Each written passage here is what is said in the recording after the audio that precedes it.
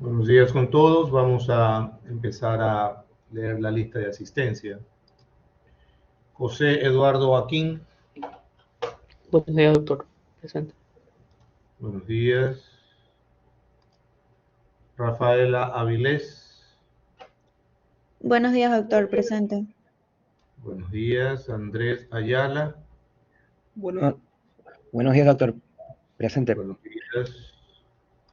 Solami Barrera. Buenos días, doctor. Presente. Buenos días. Ariana Blasio.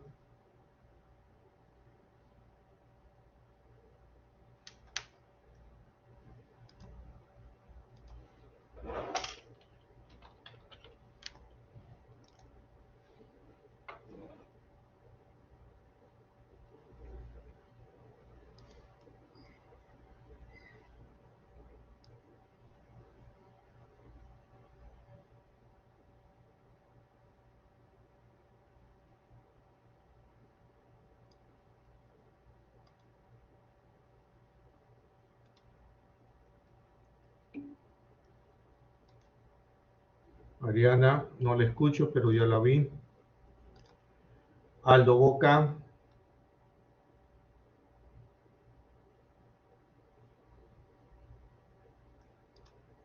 Eduardo Borja. Buenos días, doctor. Presente. Buenos días. Andrés Bustos. Buen día, doctor. Presente. Buenos días. Angie Campi. Buenos días, doctor. Presente. Buenos días. Wilson Cedeño. Buenos días, doctor. Presente. Buenos días. Rubén Coello. Buenos días, doctor. Presente. Buenos días. Gabriela Conde. Presente, doctor. Buenos días. Buenos días. Pierina Córdoba.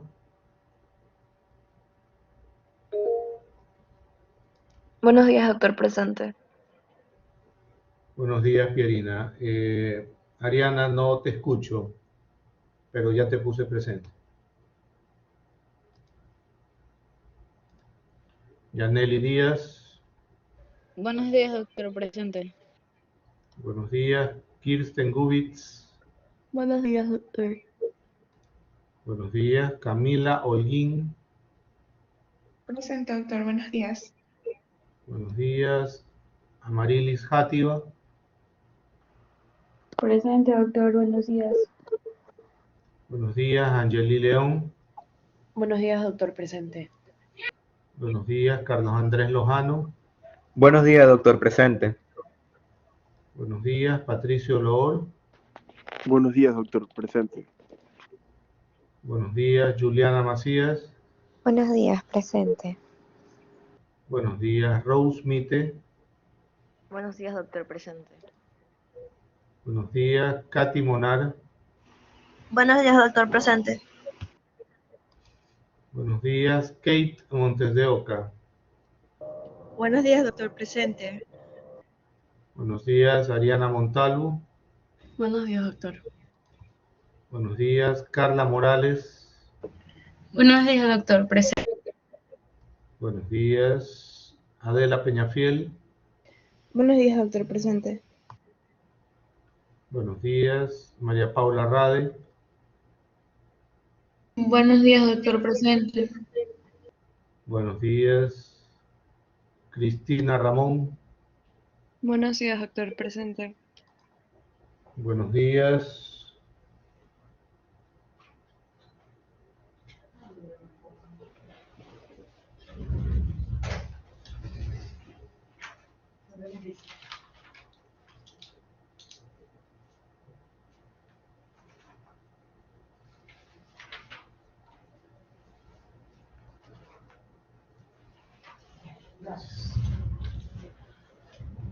Priscila Repani.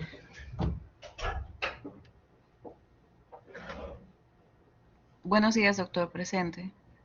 Buenos días. Naomi Rizzo. Buenos días, doctor. Presente. Buenos días. Ana Paula Rodríguez. Buenos días, doctor. Presente. Buenos días. María Ignacia Rumbea. Buenos días, doctor. Presente. Buenos días, Michelle Subiaga. Buenos días, doctor. Presente. Buenos días, Ariana Tarco. Buenos días, presente. Buenos días, Cielo Torres. Buenos días, doctor. Presente. Buenos días, María Beatriz Ulloa. Buenos días, doctor. Presente. Buenos días, Andrea Vaca. Buenos días, doctor. Presente. Buenos días, María Alejandra Valencia. Buenos días, doctor. Presente. Buenos días, Dana Vera. Presente, doctor. Buenos días. Buenos días, Juliana Wilches. Presente, doctor. Buenos días. Buenos días, Valentina Zambrano. Buenos días, doctor. Presente. Buenos días. Insistimos con Aldo Boca.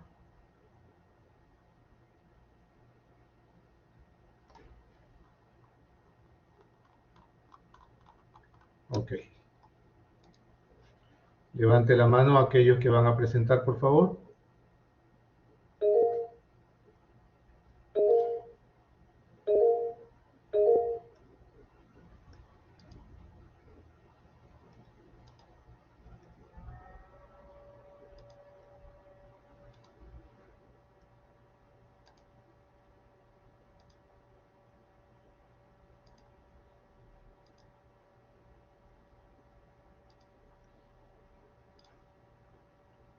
Ok, cuando estén listos pueden empezar. Gracias.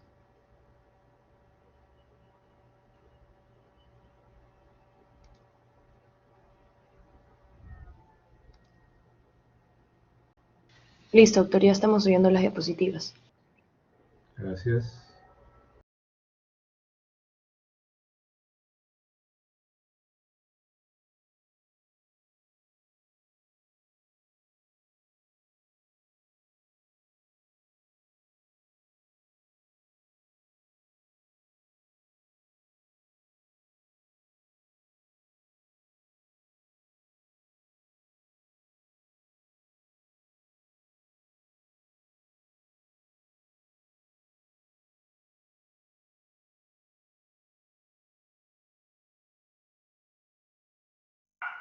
Listo. Bueno, buenos días con todos.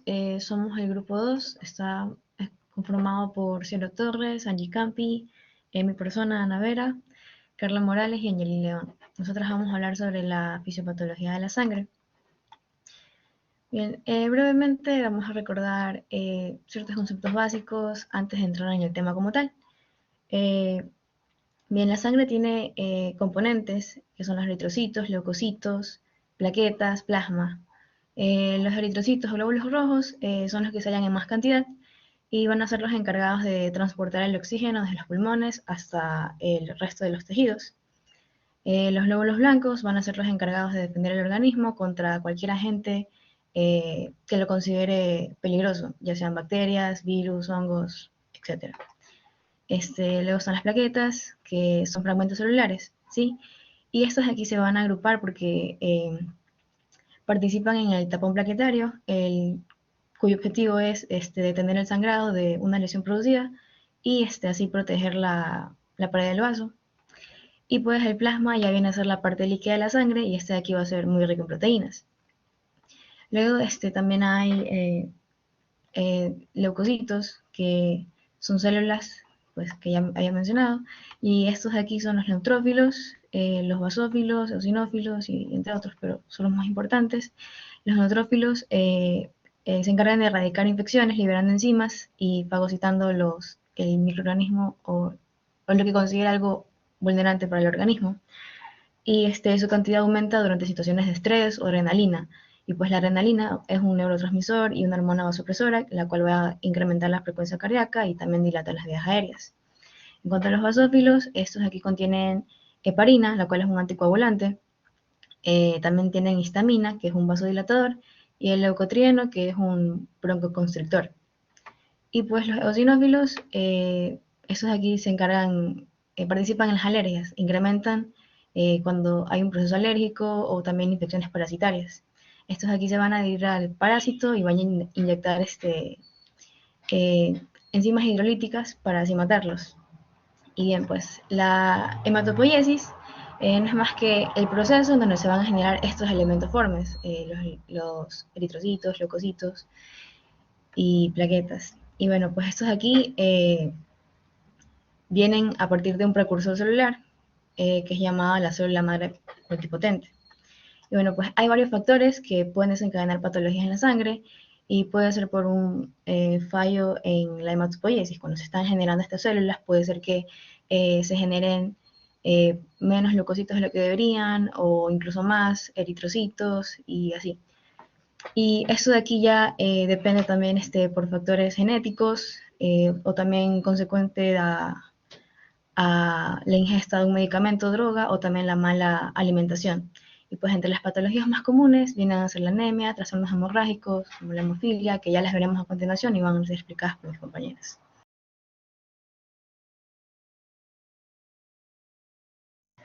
Buenos días, doctor y compañeros. Yo les voy a hablar sobre la trombofilia. Primero hay que entender qué significa este término. La trombofilia, o también estado de hipercoagulabilidad, se define como la circulación anormal de sangre en la que se requiere un menor estímulo para provocar la aparición de trombosis.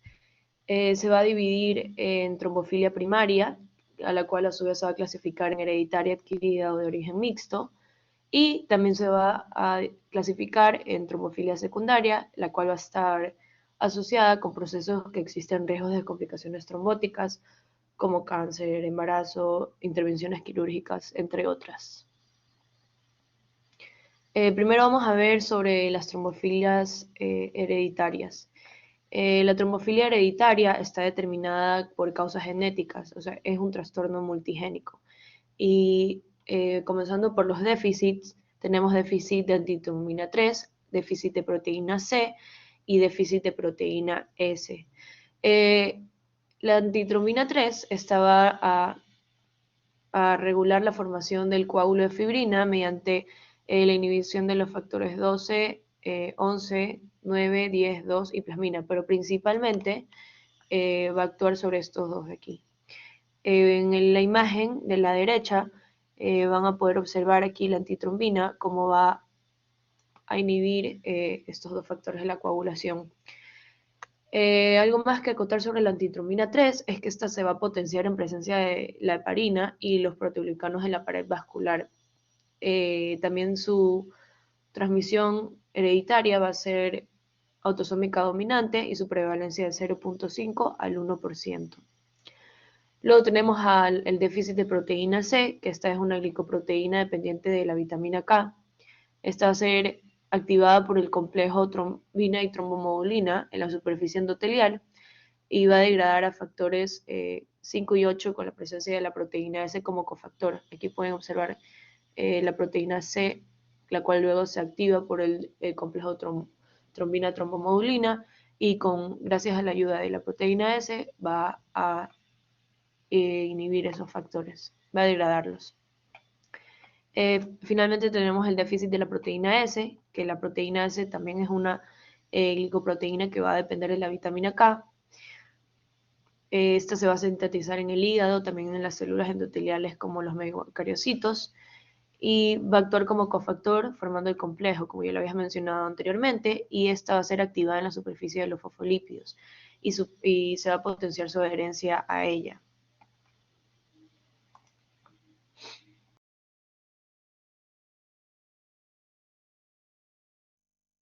Listo. Como siguiente tenemos al factor 5 Leiden. Este es una condición hematológica autosómica dominante que involucra un mayor riesgo de trombosis causado por una mutación del factor 5. Este factor actúa como cofactor del factor 10A para pasar de protombina a trombina. La sustitución del AR506 en la molécula del factor 5 tiene como consecuencia una resistencia a la acción inducida por la proteína C activada. Ok, entonces el factor 5 Leiden es una mutación de uno de los factores de coagulación de la sangre.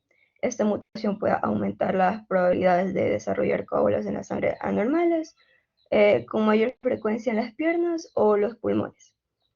Ya, entonces esta es la condición trombolítica hereditaria más común en caucásicos. En esta imagen de la derecha vemos que la trombina manejará la activación del factor 5 para activar el factor 5A, lo que ayudará a completar la cascada de coagulación. Normalmente la proteína C activada inhibe al factor 5A. Sin embargo, el factor 5 Leiden, el factor 5A es resistente a la inhibición de esta proteína y eso conduce a un aumento en la cascada. También aumentará la formación de coágulos de fibrina o trombosis. En la siguiente imagen de abajo, aquí vemos un caso clínico más común, que es la trombosis profunda venosa en las piernas. Ya. Como siguiente, tenemos la mutación de la protrombina factor 2.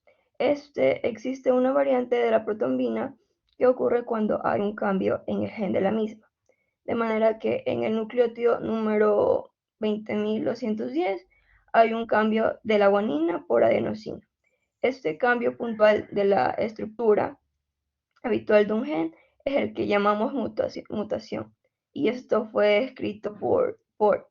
Ya, en la imagen vemos dos casos. El primero del factor normal de la protrombina a trombina y en el de abajo vemos la mutación en el factor 2. Esto genera una elevación de concentración de protrombina circulante.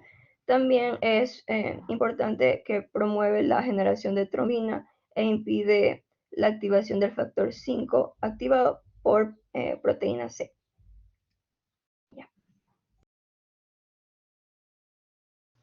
Bueno, luego de ver las trombofilias hereditarias, vamos a aprender un poco sobre la trombofilia adquirida. Entre ellas la más importante era los anticuerpos antifosfolipídicos o el síndrome antifosfolipídico. Bueno, estos son anticuerpos que van a estar dirigidos al complejo de fosfolípidos y proteínas. Entre los más importantes se halla la anticariolipina, antibeta-glicoproteína y anticoagulante lúpico. El anticoagulante lúpico es el que resalta entre estos tres. Y como pueden observar en la imagen, estos primeros son los anticuerpos que se dirigen contra los fosfolípidos cargados negativamente.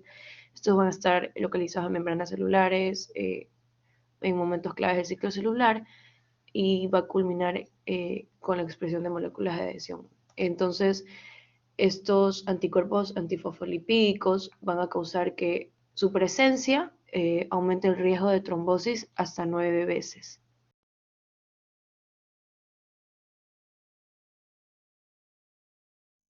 Ya, en trombofilia de origen mixto tenemos hiperhomocisteinemia. La homocisteína es un producto intermedio del metabolismo de la metionina e incrementos leves moderados en sus niveles plasmáticos constituyen a un factor de riesgo trombótico, tanto en el territorio venoso como en el arterial. Entonces, el mecanismo por el que la hiperhomocisteinemia contribuye al riesgo trombótico no ha sido del todo aclarado, aunque se ha descrito una acción citotóxica sobre el endotelio vascular. Es posible encontrar niveles plasmáticos moderadamente elevados de homocisteína en aproximadamente el 5% de la población general. Dichos niveles están influenciados por factores tanto ambientales como genéticos. Dentro de los ambientales, el más importante es la deficiencia de folatos y vitaminas B6 o B12, que son cofactores en el metabolismo de la homocisteína. Algunas de las consecuencias es que nos va a aumentar el riesgo vascular, también puede presentarse aterosclerosis, Alzheimer, baja la masa ósea. Listo.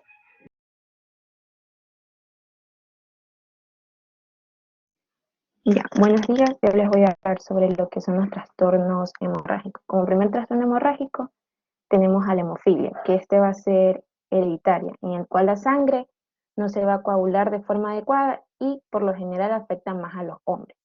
Estos trastornos hemorrágicos pueden ser tanto externos como internos, lo que provoca que se manifiesta lo que son moretones en el cuerpo, especialmente en lo que son las articulaciones, en las rodillas, los tobillos y en los codos.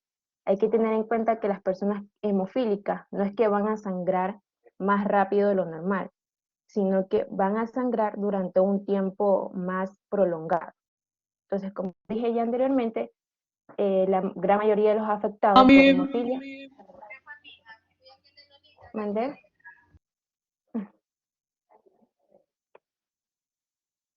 Bueno, sí.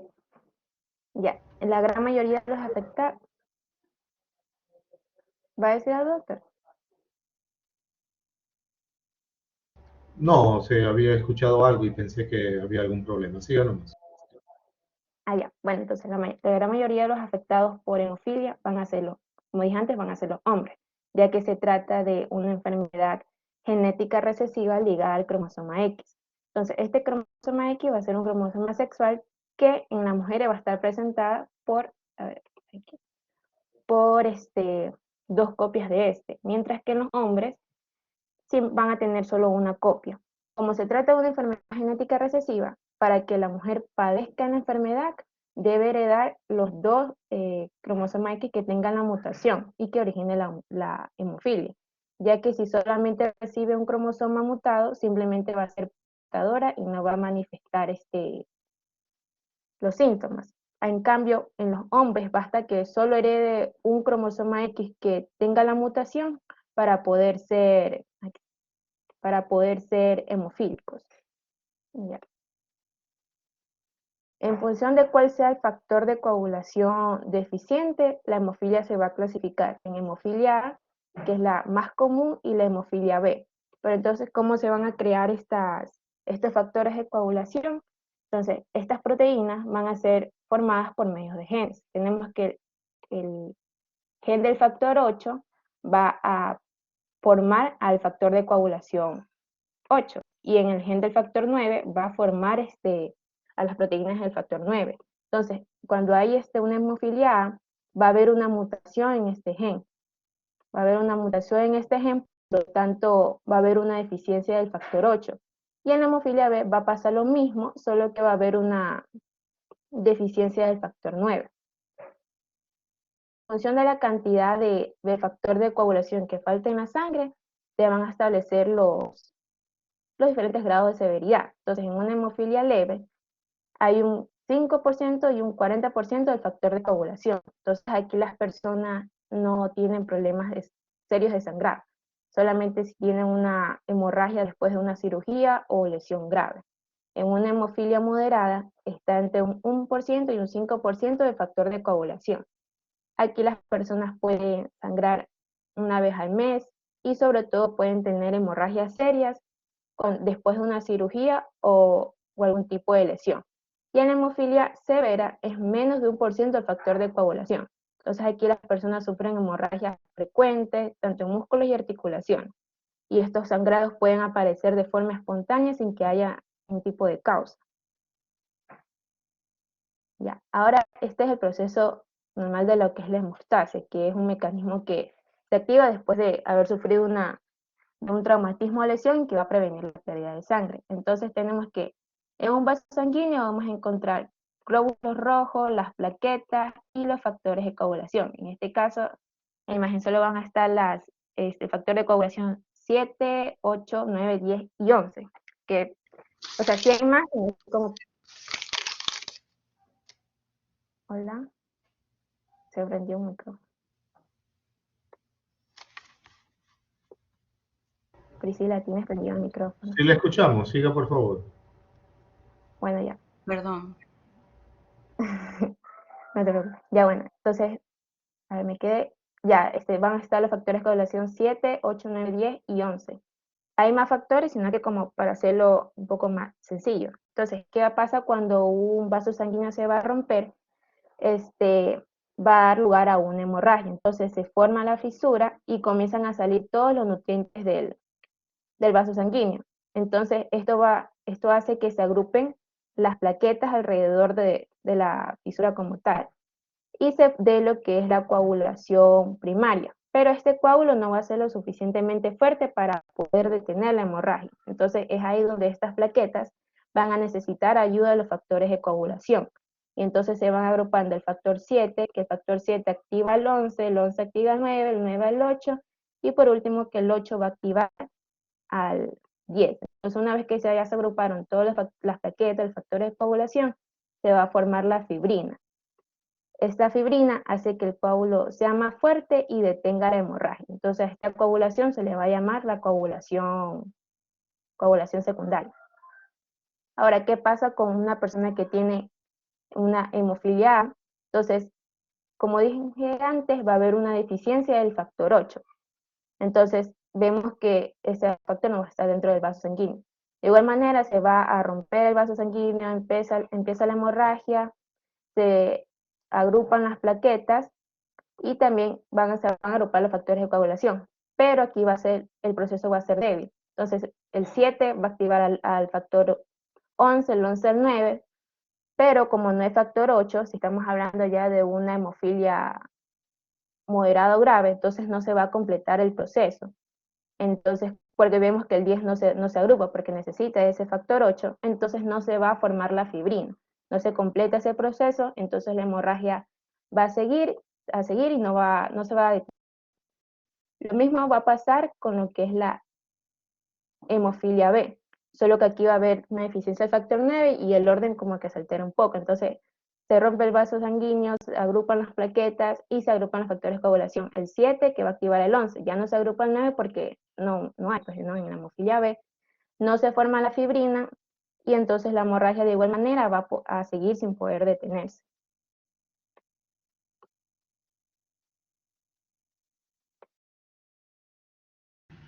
Bueno, buenos días con todos. Ahora vamos a hablar acerca de la púrpura trombocitopénica idiopática. Bueno, esta enfermedad se caracteriza por una disminución de las plaquetas en sí. Está causada porque los órganos inmunitarios van a producir anticuerpos contra las plaquetas, lo que hace que el vaso reconozca las propias plaquetas como células que son completamente extrañas y por lo tanto se va a autodestruir, por así decirlo. Bueno, este es un trastorno autoinmune en niños sobre todo.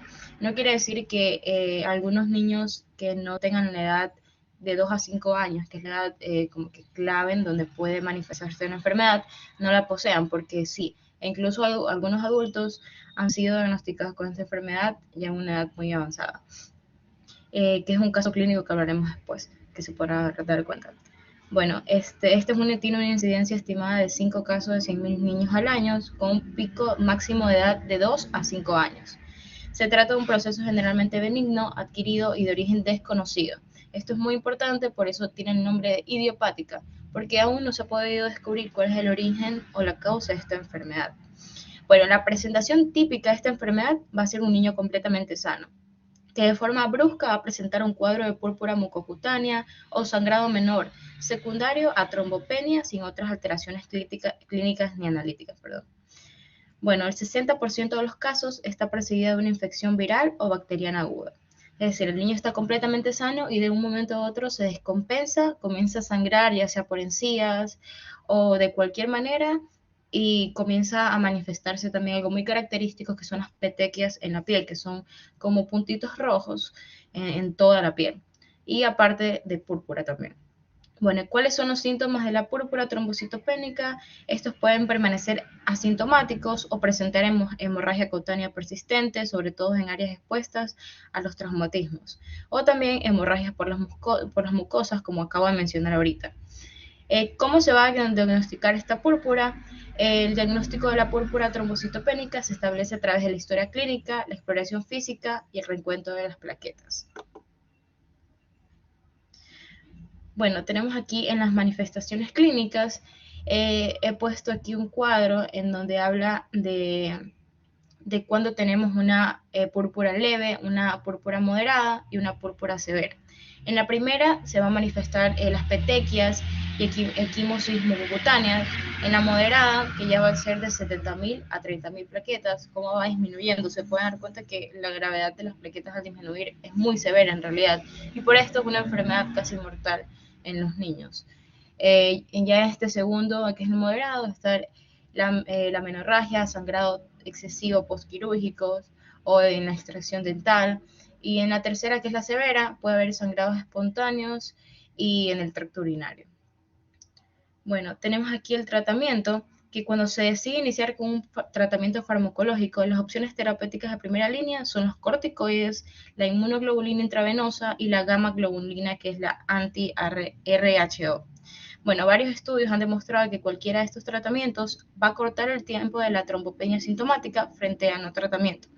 En los corticoides se han usado desde hace años en el tratamiento de esta púrpura en todos los grupos de edad y se ha demostrado que aumenta el número de plaquetas más rápido que sin tratamiento. Bueno, también hay tratamientos con prednisona que se usa miligramos de dosis al día dividido en 3 dosis durante 2 semanas y se va bajando la dosis. También metilprednisolona, que ser 30 miligramos sobre kilogramos al día intravenoso durante 3 días. Se puede repetir este de aquí para evitar que progrese la enfermedad. Bueno, los efectos secundarios que incluyen con el tratamiento del corticoides van a ser muy notorios, ya que van a incluir cambios en el comportamiento, alteración del sueño, aumento del apetito, una ganancia de peso que se va a poder ver a simple vista. Y es deseable evitar un tratamiento crónico de corticoides por sus efectos a largo plazo, ¿verdad? Como por ejemplo en el crecimiento. Y por eso deben plantearse tratamientos alternativos en los niños que necesitan estos tratamientos prolongados o repetidos. Bueno, en la inmunoglobulina anti-RHO en los últimos años se ha incluido que dentro del tratamiento de primera línea para esta púrpura se ha como un tratamiento que funciona. Y en la transfusión de plaquetas, esta está indicada ante situaciones de sangrado vital, como la hemorragia intracraneal y ocasiones de sangrado profuso digestivo, genitourinario o en nariz y boca. La transfusión de plaquetas me parece a mí sumamente necesaria, sumamente impresionante, porque la verdad, yo he vivido con un familiar que tuvo esta enfermedad, es totalmente desesperante saber que usaron corticoides, usaron todos los tratamientos posibles y aún así las plaquetas continuaban bajas. Esta persona llegó a tener solo 4.000 plaquetas. Ustedes han de quedar impresionados porque la verdad el número de plaquetas es sumamente elevado y para tener 4.000 prácticamente ya no hay nada que hacer. Pero el único tratamiento que funcionó y pudo salvar la vida de este familiar fue la plasmaféresis, porque sin la plasmaféresis no hubiera sobrevivido en realidad. Bueno, las plasmaféresis es algo terapéutico que consiste en un recambio plasmático y es una técnica que trata de depuración, por así decirlo, de sangre extracorpórea, en donde se va a eliminar cualquier tipo de inmunocomplejos circulantes u otros componentes que están presentes, por así decirlo, van a limpiar el plasma para que puedan otra vez ingresarlo en el paciente y pues poco a poco vaya recuperando el valor normal de plaquetas que requiere, ¿verdad? Y bueno, estuve buscando aquí algunas recomendaciones generales de la American Society of Hematology y la British Society of Hematology y pueden observar, por aquí está el cuadro, pero sí, aquí. Bueno, aquí pueden ver ambas el tratamiento que recomienda cada una. Aquí se las dejo por si ustedes quieren ver, para que vean que tienen distintos como que protocolos a seguir. Bueno, aquí yo traté de buscar un paper que hable netamente de la plasmaféresis como un tratamiento que pueda salvar a los pacientes de esto, pero actuales no encontré. Así que encontré uno que habla del rechazo agudo humoral en un receptor de trasplante renal con la púrpura trombocitopénica idiopática, en donde menciona que un varón de 47 años fue diagnosticado con enfermedad renal crónica en 2011 y también se diagnosticó con púrpura trombocitopénica idiopática en 2011. Bueno, él estuvo sin recaídas desde esa fecha, 5 transfusiones féresis plaquetarias en 2017. Luego tuvo un trasplante renal de un donante familiar, que fue el hermano, fue compatible, las pruebas cruzadas fueron negativas, la anti-HLA fue negativo y la función del injerto se mantuvo estable hasta el 5.º día. Y la biopsia de injerto el 6.º día. Bueno, la microangiopatía trombótica, el CD4 negativa o infiltración inflamatoria de leucocitos polimorfonucleares dentro del capilar peritubular y anticuerpos anti-MICA positivos. El tratamiento utilizado fue la plasmaféresis, inmunoglobulina intravenosa, que fue lo que mencioné anteriormente, y rituximab. La creatinina sérica, luego, después de todo este tratamiento, comenzó a disminuir desde el día 14 al día 33 y se pudo restaurar la función del injerto. Bueno, aquí pueden ustedes observar en esta imagen, en la A, en la B, la C y la D. Bueno, en la A encontramos una microtrombosis en el capilar peritubular, esta que podemos observar aquí. Bueno, en la B tenemos la arteriola intersticial con trombo y edema endotelial. En la C tenemos trombosis en capilares glomerulares con retracción del glomérulo y sedimento en el espacio urinario. Y en la D tenemos capilaritis peritubular por leucocitos polimorfonucleares. Bueno, ya mencioné cómo se trató, que se usó todo esto que acabo de mencionar. Y entonces se concluyó que las respuestas de la plasmaféresis, la inmunoglobulina intravenosa y el rituximab muestran resultados positivos. Bueno, hablando netamente de este caso, ya en el día 120 del paciente, ella se encontraba totalmente estable y sin evidencia de falla aguda de injerto ni recaída por la púrpura trombocitopénica idiopática. Bueno, ahora tenemos la enfermedad de von Willebrand. Bueno, esta enfermedad es una deficiencia hereditaria del factor de von Willebrand que causa disfunción plaquetaria. Tiene herencia autosómica dominante y que es más infrecuente la recesiva. La prevalencia en la población es del 1%, aunque la enfermedad sintomática es menos frecuente del 0,11% en estudios de atención primaria. Existe un trastorno cuantitativo y cualitativo de este factor, proteína multimérica sintetizada en megacariocitos y células endoteliales que cumple dos funciones. La primera va a ser promover la adhesión y la agregación plaquetaria y su unión al colágeno en los lugares del daño endotelial. Y segunda, actuar como un transportador del factor de von Willebrand, estabilizándolo y prolongando su vida media.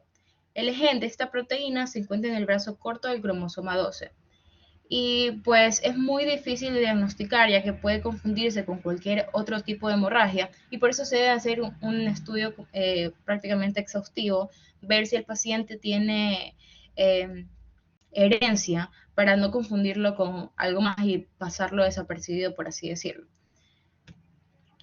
Bueno, aquí he colocado los tipos que según el grado de alteración hay varios tipos. Bueno, el tipo 1 va a ser el más frecuente.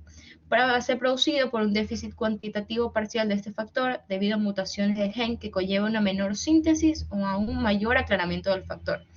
En el tipo 2, este se va a caracterizar por alteraciones cualitativas del factor y se va a subdividir en 4 tipos, que va a ser el tipo 2A, el tipo 2B, el tipo 2M y el tipo 2N. En el tipo 2A tiene un menor número de multímeros de intermedio y de alto peso molecular en el factor de von Willebrand, y que son más funcionales. En el tipo 2B, el factor se va a unir con mayor afinidad a la glicoproteína plaquetaria, produciendo una disminución de los multímeros de alto peso molecular y mayor agregación plaquetaria con trombocitopenia en unos pacientes. En el tipo 2M, este va a ser raro y se va a caracterizar porque el factor tiene menor capacidad de unión al receptor plaquetario. Y en el tipo 2N es una alteración poco frecuente, la mutación del gen afecta el lugar de unión del factor, de este factor, por lo que la función hemostásica del factor está conservada, pero existe una disminución del factor del 5 al 15% de lo normal, que al no estar unido al factor se cataboliza más rápidamente y puede confundirse con la hemofilia A, que fue lo que mi compañera habló hace un momento. Y el tipo 3, que es una forma grave con afectación de los 2 alelos del gen con niveles muy bajos o indetectables del factor de von Willebrand. Bueno, cabe recalcar que la herencia en general es autosómica dominante, salvo en el tipo 2N y el tipo 3, y en algunos casos de otros subtipos que son autosómicos recesivos. Bueno, en la clínica, El tipo 1 puede pasar bastante desapercibido, ya que en muchos pacientes es una enfermedad leve que produce pocos síntomas de sangrado y estos pueden pasar desapercibidos, como mencioné. Entonces, tenemos el tipo 2A, el tipo 2M y el tipo 2B, que suele ser en una clínica moderada o algo un poco más severa, y este tipo 2N puede producir una clínica de leve a moderada en sangrado de tejidos blandos, musculares o articulaciones. Y el tipo 3 es una forma grave en la que la clínica mucocutánea grave por niveles indetectables de este factor de von Willebrand se suma la del sangrado de los tejidos profundos por disminución severa del factor. En el diagnóstico, como yo ya mencioné, no es fácil diagnosticar la enfermedad de von Willebrand en muchos pacientes, dado que la actividad del factor puede estar en límites inferiores a lo normal y aumentar en diferentes situaciones, como por ejemplo, cuando está estresado, cuando hay ejercicio, hormonas o algunos tratamientos. Ya que este factor son reactantes de fase aguda enmascarando el problema, así. Entonces hay 3 criterios importantes que pueden tomarse como alternativa para poder distinguirlo de cualquier otra cosa. Como por ejemplo, la primera va a ser la disfunción cualitativa o cuantitativa del factor de von Willebrand. La segunda, la clínica hemorrágica del paciente. Y la tercera, más importante de todas, que va a ser la herencia familiar autosómica, que va a permitirnos diferenciar. Aquí he colocado un cuadro. No me parece. Aquí está. Bueno, aquí coloqué un cuadro en donde pueden tomarse estas preguntas al momento de evaluar al paciente, evaluar la condición, como por ejemplo, ¿ha precisado usted alguna enfermedad cercana, atención médica por hemorragia? O si alguna vez al paciente le han dicho que tiene algún problema de coagulación. Bueno, todas estas preguntas van a estar contempladas en el examen clínico para poder ir por descarte y poder llegar a una respuesta más clara, a un consenso más claro de que la persona sí padece la enfermedad como tal y no estamos confundiéndolo con otra cosa. Bueno, este tratamiento no tiene cura hasta la actualidad y puede ser tratado con lo que yo he colocado aquí, como por ejemplo, el tratamiento fundamental en esta enfermedad, el tipo 1 y el tipo 2 leve, es la desmopresina, en los tipos 2 moderados o graves o el tipo 3, y también concentrados. Bueno, como ya mencioné, esta no tiene una cura como tal, se la puede controlar. Muy bien, continuemos. Yo le voy a hablar sobre las coagulopatías de consumo, y bueno, con otro nombre que se la conoce es coagulopatía intravascular diseminada, y este va a ser un trastorno que se va a dar por la activación del sistema hemostásico en respuesta a estímulos diversos como la sepsis, placenta previa, un novito o liberación excesiva de factor tisular por destrucción celular, y bueno, entre otros estímulos más. Su fisiopatología va a depender de factores desencadenantes, los cuales hay 4 principales que se dan a consecuencia de un desequilibrio entre la activación y la inhibición del sistema de coagulación. El primero va a ser el aumento de la expresión del factor tisular a nivel de monocitos y células endoteliales.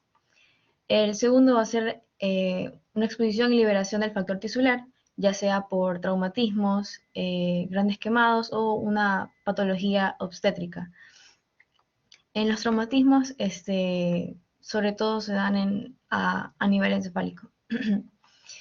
Bien, también están las neoplasias, ya que muchos tumores sólidos expresan el factor tisular y van a inducir su expresión a nivel monocitario. Por el otro lado también están los tumores de mama, pulmón y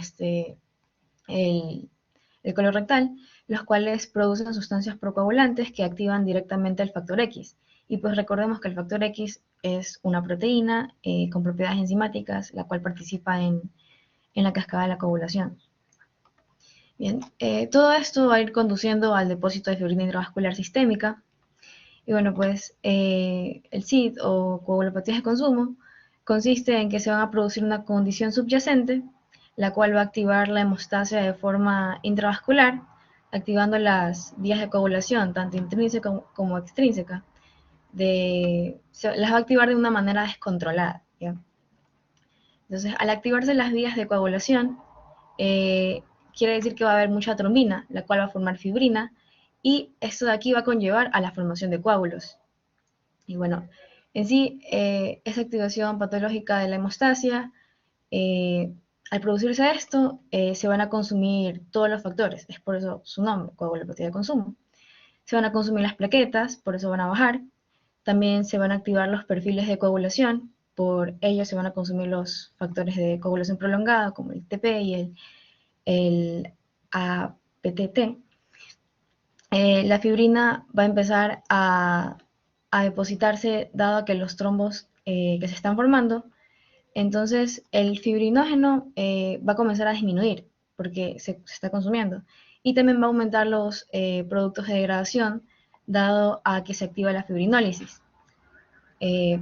Como había mencionado que se están formando muchos trombos, también se activa el sistema fibrinolítico, el cual va a tratar de destruir estos trombos ya formados. Y va a hacer que se aumente el dímero D. Bueno, pues va a empezar a consumir las plaquetas, todos los factores de coagulación, por ende el paciente al final de una hemostasia deficiente. Es por esto que en su clínica generalmente el paciente llega con hemorragia, porque recordemos que el que inició todo esto fue en sí el exceso de trombosis. Bueno, pues como resumen es que primero debe haber una causa subyacente, que son como los otros factores desencadenantes que había mencionado anteriormente. Luego va a haber una disfunción endotelial, la cual va a hacer que la hemostasia se active, y pues al final va a conllevar a una falla orgánica por isquemia, porque los trombos formados van a impedir la correcta circulación de la sangre hacia todos los tejidos. Y bueno, en su manifestación clínica se van a presentar petequias, púrpuras, cianosis distal, gangrena, sangrados en sitios de punción y disfunción cardíaca renal, también disfunción del sistema nervioso central, pulmonar y hepática. Gracias.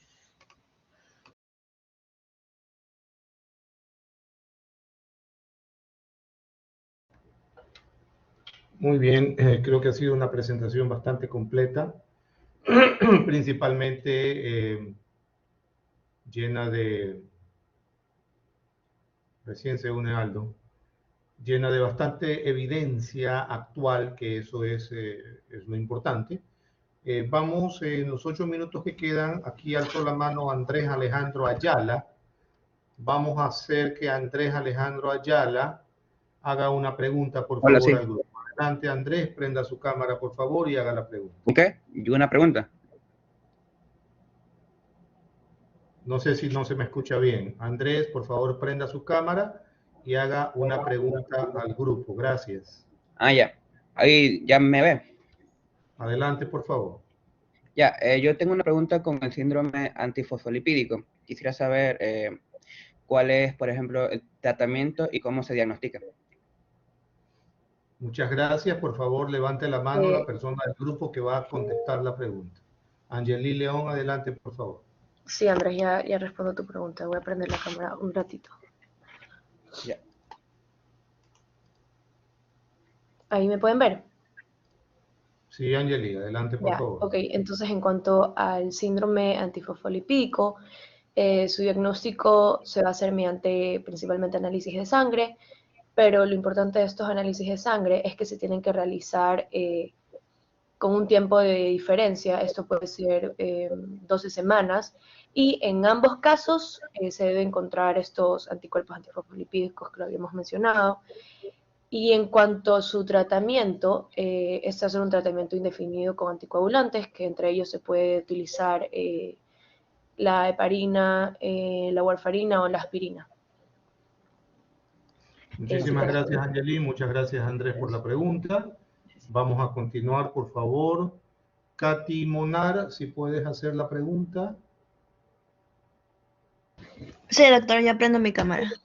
Muchas gracias.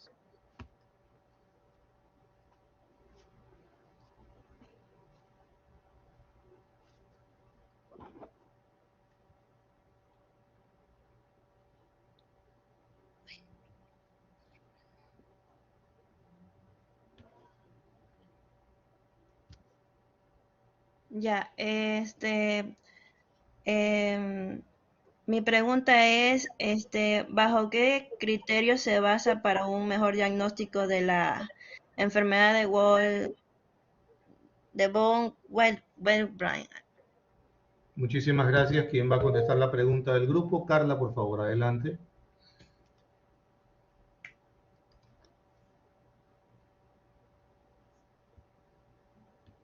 ¿Ya me pueden ver? Disculpe. No todavía, Carla, pero puedes continuar con la respuesta, por favor. Bueno, esta se va a basar bajo 3 criterios, que va a ser la difusión cualitativa y cuantitativa del factor de von Willebrand, va a ser la clínica hemorrágica también, y como tercer punto, la herencia familiar autosómica. Muchísimas gracias, Carla. Muy bien respondido. Rafaela Avilés, por favor. Podría ser la tercera pregunta. Muchas gracias. Sí, doctor, ya prendo la cámara.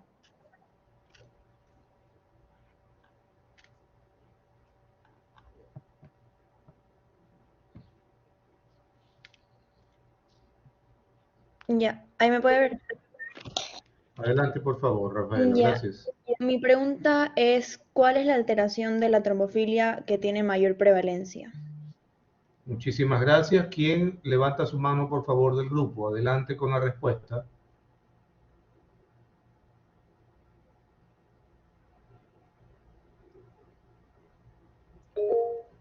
Angeli León. Sí, ya vuelvo a prender la cámara un ratito. Ya, ok. Me preguntaste sobre cuál era la alteración de la trombofilia que tiene mayor prevalencia. La prevalencia, sí. Ajá, sí, la prevalencia. Entre estas va a estar el factor 5 Leiden o la resistencia de la proteína C activada. Esta va a ser la mayor, con mayor prevalencia, especialmente en la raza caucásica. Muchísimas gracias. Y la última pregunta, por favor, Naomi Rizzo. Si está con nosotros, por favor, prenda su cámara y haga la pregunta. Gracias. ¿Estás aquí, Naomi?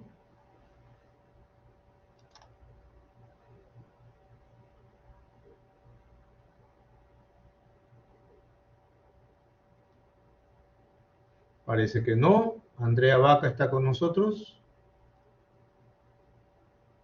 Sí, doctor. Por favor, adelante con la última pregunta, Andrea, si es tan amable. Sí, doctor, pero tengo problemas con mi cámara. Adelante con la pregunta, Andrea, no se preocupe. Mi pregunta sería, ¿cuál sería el tratamiento para la coagulopatía intravascular examinada? Repítala, por favor, de una manera más clara, que no se escucha muy bien. Sí, ¿Cuál sería el tratamiento? Tratamiento para la coagulopatía intravascular examinada. Ok, para el sí. Por favor, la persona que levantó la mano proceda con la respuesta. Sí, un momento, está cargando la cámara. Muchas gracias. Bueno, mientras carga, le puedo decir. Sí, adelante, por favor.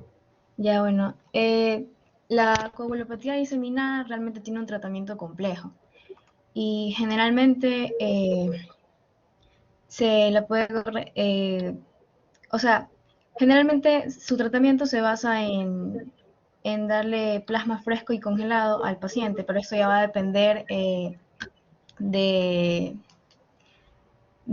cuán grave o cuán exacerbada esté la enfermedad en el paciente. El principal tratamiento vendría a ser el corregir la causa si es posible. O sea, lo que me refiero con esto es si es que el paciente lleva una mala alimentación o tuvo un consumo de alguna droga o medicamento, pues esto aquí se lo debe corregir. Por ejemplo, digamos que sea anémico, ya tiene que corregir su forma de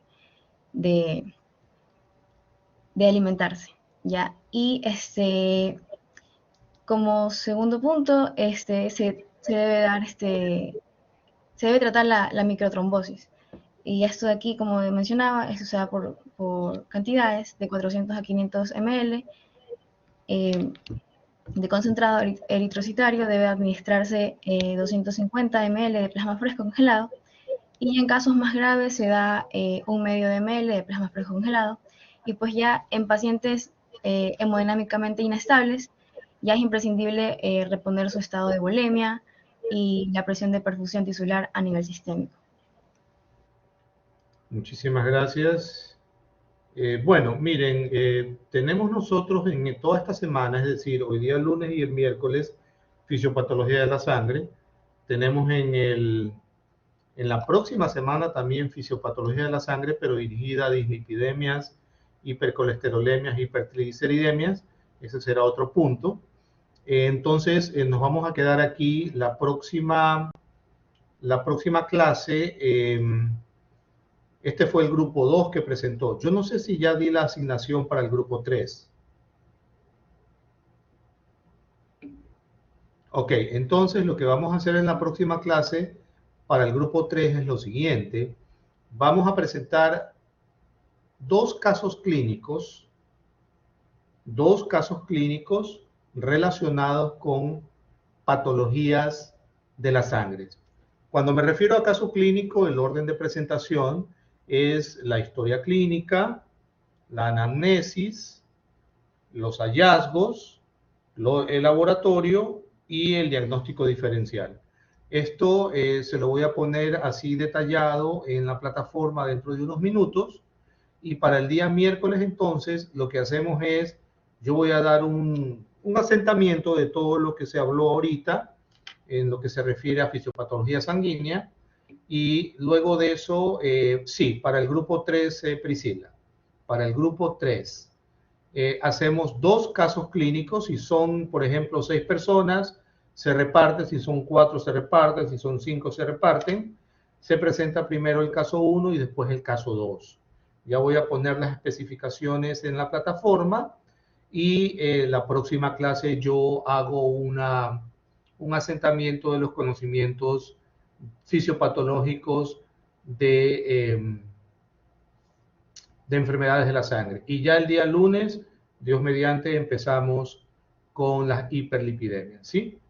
En todo caso, que tengan un excelente día lunes. Nos veremos el día miércoles, Dios mediante. Pasen bien. Hasta luego.